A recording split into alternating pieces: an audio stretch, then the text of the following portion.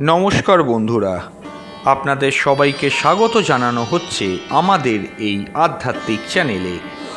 আজ আমরা এমন এক রহস্যময় বিষয় নিয়ে আলোচনা করব যা বহু সাধক, তান্ত্রিক ও জ্যোতিষীরা যুগ যুগ ধরে গোপন রেখেছেন।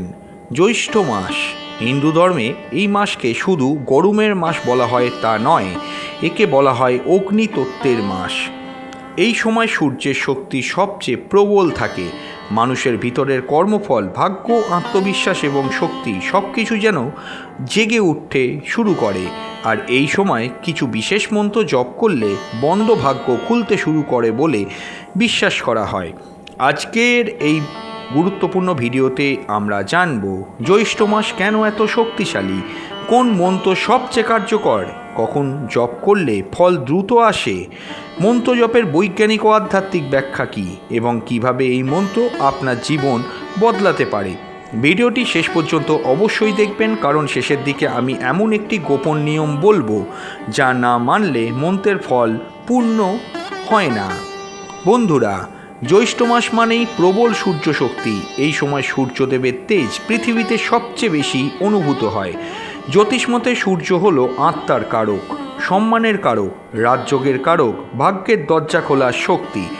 যখন সূর্য দুর্বল হয়, মানুষের আত্মবিশ্বাস কমে যায়, কাজে বাধা আসে, সম্মান কমে, বারবার ব্যর্থতা আসে।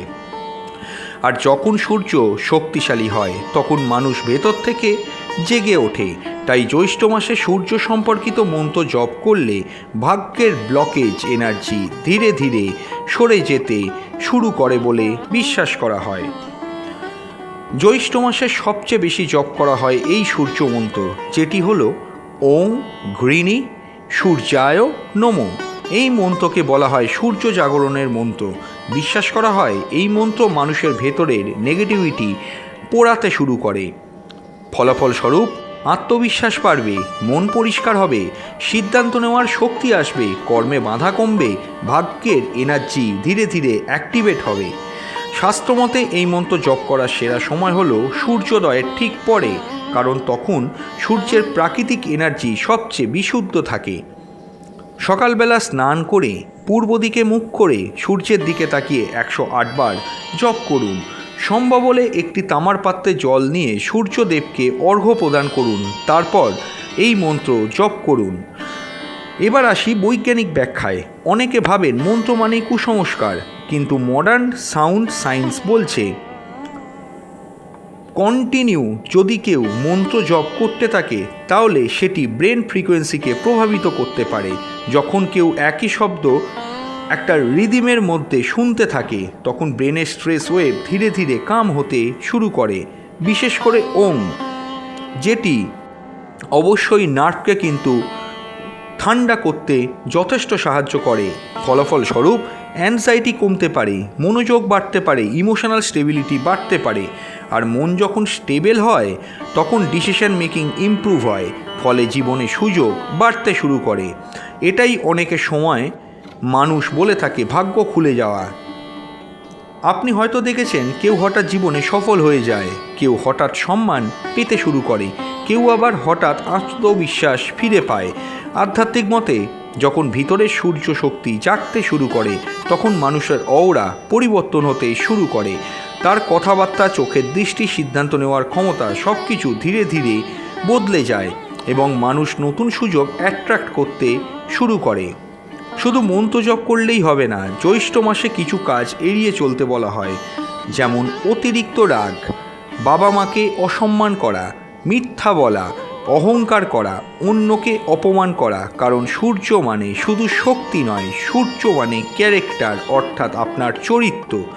যদি আপনার চরিত্র দুর্বল হয়, তাহলে সূর্য শক্তি অ্যাক্টিভেট হলেও স্থায়ী ফল আসবে না। যদি কারুর জীবনে একাধিকবার বাধা আসে, তাহলে তিনি এই মন্ত্রটি জপ করতে পারেন। মন্ত্রটি হল ওং আদিত্যায় বিদ্মহে দিবাকরায় ধীমহি তন্ন সূর্য প্রচোদয়াৎ। এটি হলো সূর্যদেবের গায়ত্রী মন্ত্র। এই মন্ত্র মন ও আত্মাকে শক্তিশালী করতে ব্যবহার করা হয়। অনেকে প্রশ্ন করে কতদিন করলে ফল পাওয়া যায়। আধ্যাত্মিক মতে অন্ততপক্ষে 21 দিন নিয়মিত জপ করলে মানুষ নিজের ভেতরে পরিবর্তন অনুভব করবে। আর 40 দিন করলে অনেকেই মানসিকভাবে অনেক পরিষ্কার পরিচ্ছন্ন হয়ে উঠবে। তবে মনে রাখবেন, মন্ত্র কোনো ম্যাজিক নয়, এটি ইনার ট্রান্সফরমেশনের একটি স্পিরিচুয়াল প্রসেস। জ্যৈষ্ঠ মাস হলো আগুনের মাস। এই সময় আপনার ভেতরে দুর্বলতা পোড়ানোর জন্য যদি নিয়মিত ভক্তি ও বিশ্বাস নিয়ে মন্ত্র জপ করেন, তাহলে হয়তো ধীরে ধীরে আপনার জীবনেও নতুন দরজা খুলতে শুরু করবে। কারণ অনেক সময় ভাগ্য বাইরে থেকে আসে না, ভাগ্য জাগে ভেতর থেকে। ভিডিওটি ভালো লাগলে অবশ্যই লাইক করবেন, কমেন্ট করে জানাবেন আপনি কি সূর্যমন্ত্র জপ করেন। আর এমন আধ্যাত্মিক ও বৈজ্ঞানিক ভিডিও পেতে আমাদের চ্যানেল সাবস্ক্রাইব করতে ভুলবেন না। নমস্কার।